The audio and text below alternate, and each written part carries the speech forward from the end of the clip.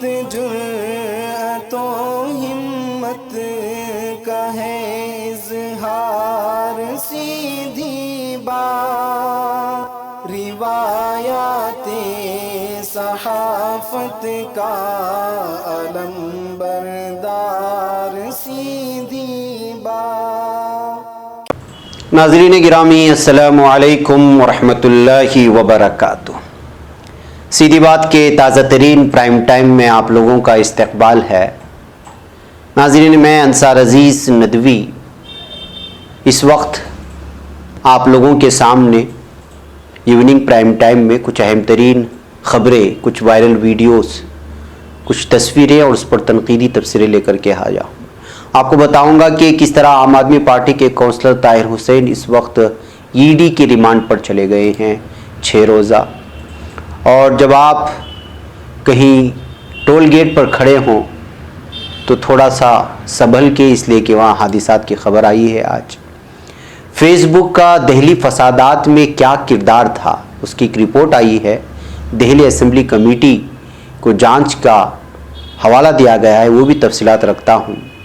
ایک خاتون سوتے ہوئے کس طرح 4 فٹ کا سانپ اس کے منہ میں چلا جاتا ہے، اس کو نکال لیا جاتا ہے، خبر آ رہی ہے۔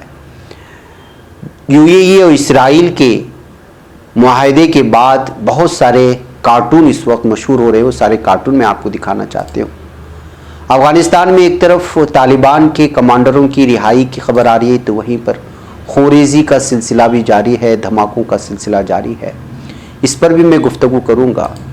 ادھر ترکی سے بھی 2-3 خبریں آئی ہوئی ہیں، اس کی بھی تفصیل رکھتے ہوئے آپ لوگوں کے سامنے بحث کرنے اور تبصرہ کرنے کی کوشش کروں گا۔ اس سے پہلے آپ لوگوں سے درخواست ہے کہ جن احباب نے ہمارے چینل کو سبسکرائب نہیں کیا ہے وہ سبسکرائب کر لیں، ہمارے ان ویڈیوز کو دوسروں تک پہنچانے میں ہماری مدد کریں، لنک کو ضرور شیئر کریں، ادارے کو مضبوط کرنا ہرگز نہ بھولیں، جس کی تفصیلات نیچے یہاں پٹی میں دی جا رہی ہے۔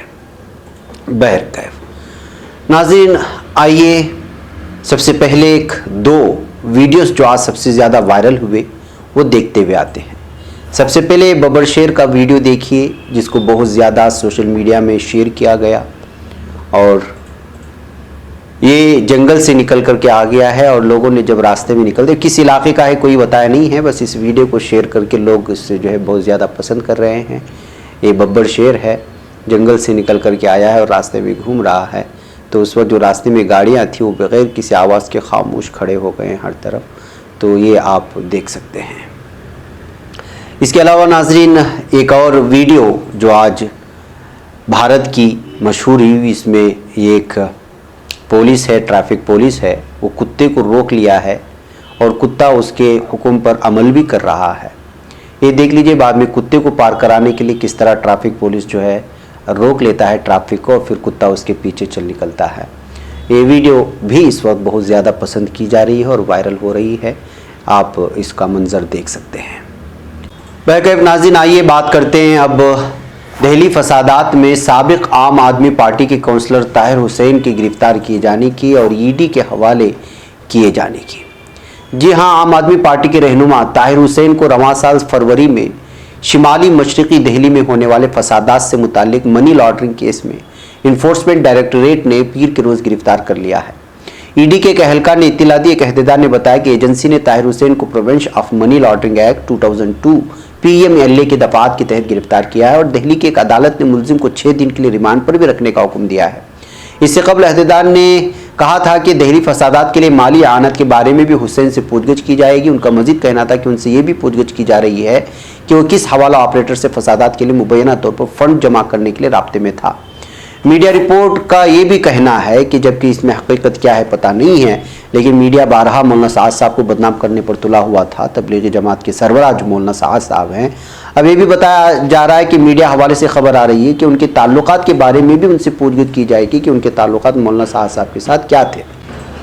ای ڈی عہدیدار نے یہ بھی کہا ہے کہ حسین کو ایجنسی نے منی لانڈرنگ کیس میں گرفتار کیا تھا۔ فروری میں شمالی مشرق دہلی میں سی اے مخالف مظاہرے کے دوران تشدد میں ان کا کردار ادا کیا تھا۔ اس طرح کے الزامات تو لگتے رہے ہیں، عام طور پر آپ لوگ جانتے ہی ہیں۔ پی ایم ایل اے کے تحت تجویز کیے گئے جرم معاملہ آئی پی سی کی متعدد دفعات کے تحت کرائم برانچ اور دیالپور پولیس اسٹیشن دہلی پولیس کے ذریعے درج کئی ایف آئی آر کی بنیاد پر درج کیا گیا ہے، اور ای ڈی اس وقت جو ہے لگاتار طاہر حسین کے خلاف اپنا دائرہ بڑھا رہی ہے تحقیقات کی۔ اب دیکھتے ہیں کہ آگے جا کر کے طاہر حسین کے سلسلے میں مزید کیا چیزیں پیش کرنے کی کوشش کی جاتی ہیں۔ ناظرین، کرناٹک کے چکبڑا پور سے کچھ تصویریں آ رہی ہیں۔ آپ لوگ جب کسی ٹول گیٹ کے پاس جائیں اور گاڑی کھڑے کریں تو کبھی کبھی ممکن ہے کہ جو پیچھے سے آنے والی گاڑی بھی آپ کے گاڑی پر چڑھ دوڑے، اس لیے کہ یہ حادثہ اس وقت جو پیش آ رہا ہے، چکبڑا پور میں ایک ٹول گیٹ تھا، وہاں پر ایک اسکارپیو نے سامنے والی کار کو رون دیا ہے، جس کی وجہ سے حادثہ پیش آیا ہے۔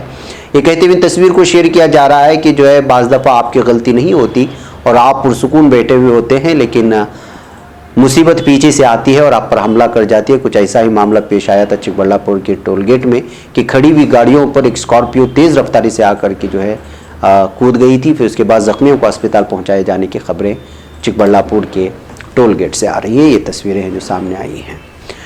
ناظرین، ایسا لگتا ہے کہ دہلی فسادات میں فیس بک کا ہاتھ تھا۔ یہ دہلی اسمبلی کمیٹی نے صاف طور پہ کہا ہے۔ فیس بک کا جو کردار ہے گزشتہ کئی دنوں سے آپ لوگوں کے سامنے ہے۔ فیس بک اس وقت سرخیوں میں چھایا ہوا ہے دہلی فسادات میں لے کر کے، اس لیے کہ انکی داس جو بھارت میں جو اس کی ذمہ دار ہے فیس بک کی تمام تر شعبہ جات کی، اس کے ساتھ جو بی جے پی کا گٹھ بندھن ہے اور اس نے جو کردار ادا کیا ہے اس کو لے کر کے سوالات اٹھ رہے ہیں۔ دہلی قانون ساز اسمبلی کی امن و ہم آہنگی کمیٹی نے پیر کے دن کہا ہے کہ ایسا لگتا ہے کہ گزشتہ فروری میں ہوئے شمالی مشرقی دہلی میں ہوئے فسادات کو بھڑکانے میں social media platform Facebook کا رول تھا۔ انڈین ایکسپریس کی ایک رپورٹ کے مطابق کمیٹی نے تشدد پھیلانے میں واٹس ایپ کے رول کی جانچ کرنے کا بھی اعلان کیا ہے۔ کمیٹی کے چیئرمین راگھو چڈھا نے 3 گواہوں چھتیس گڑھ کے صحافی آویش تیواری، آزاد صحافی کنال پروہت اور سبھاش گاتاڑے کے بیان کی بنیاد پر دعویٰ کیا ہے۔ یہ تینوں گواہ کمیٹی کے سامنے پیش ہوئے تھے۔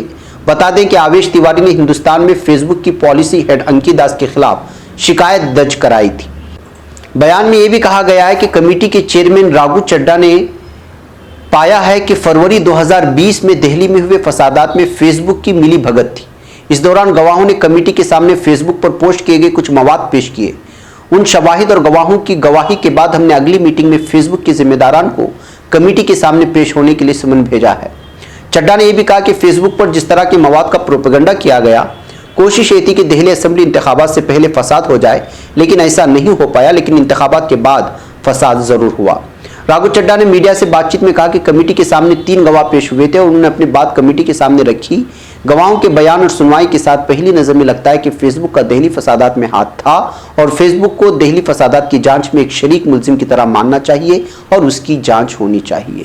تو ناظرین، آپ اندازہ لگا سکتے ہیں کہ انتخابات کے لیے سوشل میڈیا کا پلیٹ فارم کس طرح استعمال کیا جاتا ہے اور افواہوں کو پھیلانے کے ساتھ ساتھ ایک دوسرے قوم کے اور مذہب اور ذات کے خلاف بھی نفرت پھیلانے کے لیے اس وقت سوشل میڈیا کا سب سے زیادہ استعمال کیا جا رہا ہے، جہاں نوجوان لوگوں کی اور نوجوان صارفین کی سب سے بڑی تعداد 24 گھنٹے مصروف رہتی ہے اور آن لائن رہتی ہے۔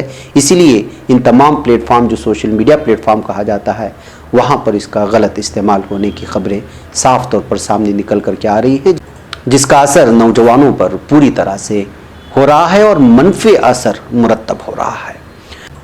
ناظرین، آئیے اب بات کرتے ہیں ڈیلی میل کی ایک رپورٹ کی، جس میں یہ دعویٰ کیا جا رہا ہے کہ یہ خاتون کے پیٹ سے 4 فٹ لمبا سانپ نکالا گیا ہے۔ جی ہاں، ڈیلی میل کی ایک رپورٹ کے مطابق لاواشی ولیج ہے، یعنی ایک دیہات ہے داغستان میں، رشیا کے، وہاں پر ایک خاتون کو پیٹ میں درد محسوس ہوا اور وہ ڈاکٹر کے پاس گئی، اور جب ڈاکٹروں نے جانچ کی تو پتہ چلا کہ اس کے پیٹ میں سانپ ہے۔ تو انہوں نے اس کے منہ کے ذریعے سے ہی اس کو بے ہوش کر کے الگ آپریشن کرتے ہوئے اس سانپ کو نکالا۔ اب نکالنے کے بعد وہ سانپ زندہ تھا یا مرا ہوا تھا، یہ بات کی بات ہے، لیکن یہ ویڈیو بہت زیادہ وائرل ہو رہی ہے، لیکن کاپی رائٹ کی وجہ سے ویڈیو آپ کو نہیں دکھا سکتے، لیکن آپ اس تصویر سے اندازہ لگا سکتے ہیں۔ اب بتایا جا رہا ہے کہ جب وہ سو رہی تھی تو خاتون اس کے منہ کے حوالے سے، منہ کے ذریعے سے وہ سانپ اس کے پیٹ میں چلا گیا تھا۔ بہرکیف یہ بھی اس وقت سانپ نکالے جانے کے بعد یہ تصویر اور ویڈیو بھی وائرل ہو رہی ہے اور ہم لوگ کاپی رائٹ کی بنیاد پر وہ ویڈیو آپ کو نہیں دکھا سکتے۔ ناظرین، آئیے بات کرتے ہیں اس وقت یو اے ای اور اسرائیل کی، جو اس وقت عرب دنیا میں سب سے بڑا بحث کا موضوع بن چکا ہے۔ جب سے یہ معاہدہ ہوا اس وقت سے الگ الگ قسم کے کارٹون شائع ہوئے، لوگوں نے اپنے درد کو لوگوں کے سامنے رکھنے کی کوشش کی۔ آپ دیکھ سکتے ہیں یہاں پہ اس کارٹون میں پیغام مل رہے ہیں کہ کس طرح دونوں مل کر کے فلسطینیوں کا خون، یہ تصویر آپ کے سامنے جو دکھ رہی ہے اس میں غزہ کی پٹی ایک طرف کورونا کو روکنے کی کوشش کر رہی ہے، دوسری طرف اسرائیل کے حملوں کو، اور نیچے آپ دیکھ رہے ہیں کہ ایک عرب کو بھالا لے کر کے پیٹ پر گھومتے ہوئے دیکھا جا سکتا ہے۔ ایک الگ الگ انداز میں لوگوں نے اپنے درد کو محسوس کرنے کی کوشش کی ہے۔ اور یہاں پر دیکھیے کہ ایک طرف عربی UAE کی تصویر ہے، UAE نہیں ہے بلکہ حکومت عربیہ کہا گیا ہے کہ عربی حکومتیں، اور دوسری جانب جو ہے اس کا ہاتھ اسرائیل کا ہاتھ، اور اسرائیل کے دونوں ہاتھ کے بیچ میں جو ہے گن، اور پھر نیچے معصوم بچے جو شہید ہو چکے ہیں غزہ پٹی کے۔ اس سے بھی پیش کر کے ایک الگ انداز میں پیغام دینے کی کوشش کر رہے ہیں، اور دوسری جانب اسرائیل جو ہے UAE کے کندھے پر ہاتھ رکھ کر کے کس طرح غزہ پٹی پر حملے کر رہا ہے اپنے فائٹر پلین سے، اس کو دکھانے کی بھی کوشش کی گئی ہے۔ الگ الگ اس وقت کارٹونز جو ہے پوری دنیا میں عام ہو رہے ہیں، شیئر کیے جا رہے ہیں۔ ایک اور کارٹون جو اس وقت آپ لوگوں کے سامنے آئے گا، اس کارٹون کی صحافی کو اس وقت جو ہے قید کر لیا گیا ہے، اس کارٹون کے بنانے والے کو۔ جی ہاں، عماد حجاج کو اسرائیل اور متحدہ عرب امارات کے دو طرفہ تعلقات قائم کرنے پر ان کے بنائے گئے ایک تنزیہ خاکے کی اشاعت کے بعد حراست میں لیا گیا۔ اس خاکے میں عرب امارات کے رہنما کو دکھایا گیا ہے کہ ان کے ہاتھ میں ایک فاختہ ہے جس پر اسرائیل کا پرچم بنا ہوا ہے، اور ان کے چہرے پر ایک سفید دھبا دکھائی دیتا ہے جس پر F-35 لکھا ہوا ہے۔ یاد رہے کہ اسرائیل نے دو طرفہ تعلقات کے معاہدے کے باوجود امریکی جنگی جہاز F-35 کی اردن کو فروخت کی مخالفت کی ہے۔ اردن میں قائم پریس فریڈم سینٹر کے بانی نڈال منصور کے مطابق عماد حجاج اس وقت اردن کی ریاستی سلامتی کی عدالت کے تحت ایک دوستانہ ملک کے ساتھ تعلقات کو خراب کرنے کے الزام میں زیر تفتیش ہیں، یعنی ان کو حراست میں لیا گیا۔ اردن کے حکام نے اس معاملے پر عوامی سطح پر ابھی تک کوئی بیان تو جاری نہیں کیا ہے، لیکن اردن کو ایک اہم مغربی حریف سمجھا جاتا ہے، اور وہ عرب دنیا کی ان دو ممالک میں شامل ہے جس نے اسرائیل کے ساتھ امن معاہدہ کیا تھا، اور اس کے بعد اس وقت متحدہ عرب امارات بھی ان کے ساتھ جڑ گیا ہے۔ اردن میں کام کرنے والے ایک فلسطینی صحافی داؤد کتب کہتے ہیں کہ عماد حجاج ایک قابل احترام کارٹونسٹ ہیں۔ ان کے بقول عماد حجاج کا مسلسل زیر حراست رہنا اردن کی ان مشکلات کو ظاہر کرتا ہے جو اسے ایک تیل سے مالا مال ملک متحدہ عرب امارات سے تعلقات برقرار رکھنے اور اپنے شہریوں کے آزادی اظہار کے حقوق کے درمیان توازن تلاش کرنے میں درپیش ہے۔ بہرکیف ناظرین، اس وقت جو حالات بنے ہوئے UAE کو اور اس کو معاہدہ لے کر کے بظاہر ممکن ہے کہ وہاں مقام عرب جو ہے وہاں کی حکومت کے ظلم سے بچنے کے لیے اس طرح کی بہت ساری چیزیں سامنے نہیں لا رہے ہیں، لیکن حقیقت یہ ہے اور زمینی سطح پر یہ ہے کہ اس معاہدے کو لے کر کے، اس دوستی کو لے کر کے ہر مسلمان کو تکلیف ہوئی ہے، اور یہی وجہ ہے کہ الگ الگ کارٹونسٹ اپنے اپنے انداز میں اس کے خلاف احتجاج کرنے کے لیے کارٹونز بنا رہے ہیں، جو میں نے آپ لوگوں کے سامنے اس وقت رکھے ہیں۔ بہرکیف ناظرین، یہ تفصیلات ہیں اور آپ لوگ جانتی ہیں کیا کچھ ہو رہا ہے عرب ممالک میں اس وقت۔ آئیے آگے بڑھتے ہیں اور افغانستان کی بات کرتے ہیں۔ افغانستان میں ایک طرف کمانڈروں کو جن کا تعلق طالبان سے ہے ان کو رہائی کے خبریں آ رہی ہیں، تو وہیں پر جو ہے خونریزی کے سلسلے کو جاری رکھنے کی بھی خبریں آ رہی ہیں۔ میں آپ کو بتاؤں کہ اس وقت افغان حکومت نے پیر کو صوبے قندھار سے تنظیم طالبان کے 8 کمانڈروں کو رہا کر دیا۔ یہ اطلاع دفتر صوبائی گورنر کے ترجمان نے دی۔ گورنر کے دفتر سے جاری بیان کے مطابق حکومت افغانستان اور طالبان کے مابین معاہدے کے تحت 400 جنگجوؤں کو رہائی کے مطالبے کے بعد ان کمانڈروں کو رہا کر دیا گیا ہے۔ رہا کیے گئے کچھ جنگجوؤں کو لوگوں اور سیکورٹی فورسز کو ہلاک کرنے کے الزام میں سزائے موت سنائی گئی تھی۔ افغان حکومت اور طالبان امن معاہدے کی تکمیل کے مقصد سے طالبان لڑاکوں کو آہستہ آہستہ رہا کیا جا رہا ہے۔ واضح ہے کہ طالبان نے افغان حکومت سے یہ شرط رکھی تھی کہ مذاکرات کا آغاز اس وقت تک نہیں کیا جائے گا جب تک کہ اس کے 400 جنگجوؤں کو رہا نہیں کیا جاتا۔ ایک طرف اس معاہدے کو پورا کرنے کے لیے مذاکرات کو آگے بڑھانے کے لیے کمانڈروں کو جن کا تعلق طالبان سے رہا کیا جا رہا ہے، دوسری طرف افغانستان میں طالبان اور حکومت کے درمیان ہونے والے امن معاہدے کے باوجود خون ریزی کا سلسلہ بدستور جاری ہے۔ طالبان کی جانب سے کیے خودکش حملے میں کم از کم 3 فوجی جبکہ فضائی کارروائی کے دوران 11 طالبان کے ہلاک ہونے کی خبریں آ رہی ہیں۔ افغانستان کے مشرقی صوبے پکتیا کی راجدھانی گردیز میں منگل کو ہونے والے بم دھماکے میں کم از کم 3 فوجی ہلاک اور 5 زخمی ہو گئے ہیں۔ پکتیا سیکورٹی کمانڈ کے ترجمان نے اطلاع دی ہے کہ انہوں نے ایک بیان میں کہا، بدقسمتی سے حملے میں ہمارے 3 فوجی ہلاک اور 5 دیگر زخمی ہو گئے۔ حالات فی الحال کنٹرول میں ہیں اور علاقے میں سیکورٹی فورسز کی تعینات کی گئی ہے۔ تو ناظرین، ایک طرف مذاکرات کا یہ معاملہ اور دوسری جانب اس طرح حملے ایک دوسرے پر، یہ پتہ نہیں چلتا یہ سلسلہ کب تک جاری رہے گا۔ حقیقت یہ ہے کہ اس میں جو مارے جاتے ہیں وہ چاہے افغانستان کی فوج سے تعلق رکھنے والے ہوں، وہ تو مسلمان ہی ہیں، اور ظاہر سی بات ہے کہ وہ کسی پر حملہ کرتے تو وہاں بھی مسلمان ہی مر رہے ہیں۔ یعنی کہ ایک عجیب و غریب قسم کی کشمکش والی یہاں پہ سیاست ہے جو رچی جا رہی ہے. سمجھ میں نہیں جاتا کہ کون سی خبر پر کیا تبصرہ کر کے کیا پیغام دینے کی کوشش کی رہے ہیں. لیکن یہ حقیقت ہے کہ یہاں پر جو ہے پوری طرح سے ایک تیسرا دشمن ہے جو کسی طرح یہاں پر امن قائم کرنے نہیں دے رہا ہے. بہرکیف ناظرین، آئیے ترکی کی میں خبر آپ لوگوں کو سنا کر کی اجازت لوں آپ لوگوں سے. صدر ایردوغان نے نئے عدالتی سال کی تقریب میں اپنی قوم سے خطاب کیا ہے اور انہوں نے کہا کہ ترکی دنیا بھر کی مظلوم قوموں کی آواز ہے. مشرقی بحر روم ہو یا بحر اسود، ترکی کسی صورت اپنے حق سے دستبردار نہیں ہوگا. کچھ ممالک یونان کو سامنے رکھ کر اپنے مذموم مقاصد پورے کرنا چاہتے ہیں، انہیں ہر صورت ناکامی کا منہ دیکھنا پڑے گا. وہیں پر ترک وزیر خارجہ نے بھی اس وقت یونان کو ایک اور وارننگ دی ہے. انہوں نے کہا کہ اگر یونان کے مائس جزیرے میں ہتھیاروں کی تعداد طے شدہ معاہدوں سے تجاوز کرتی ہے تو اس کا نقصان خود یونان کو اٹھانا ہوگا.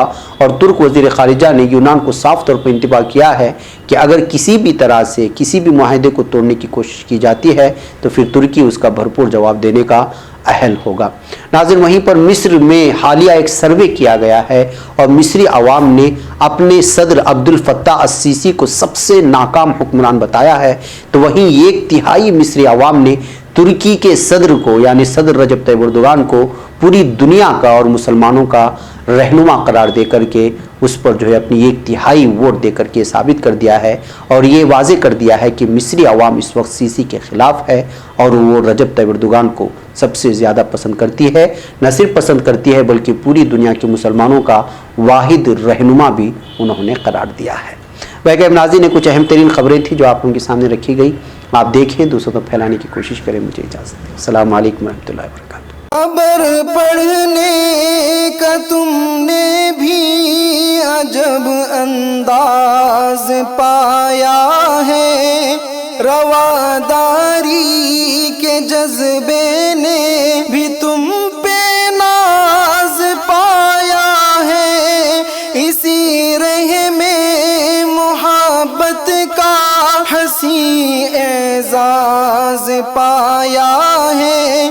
تمہیں ہر انجمن میں ہم نے تو ممتاز پایا ہے، ممتاز پایا ہے. تمہیں سے ہے ترقی پر عزیز انصار سیدھی بات، عظیمت جرأت و ہمت کا ہے اظہار سیدھی بات.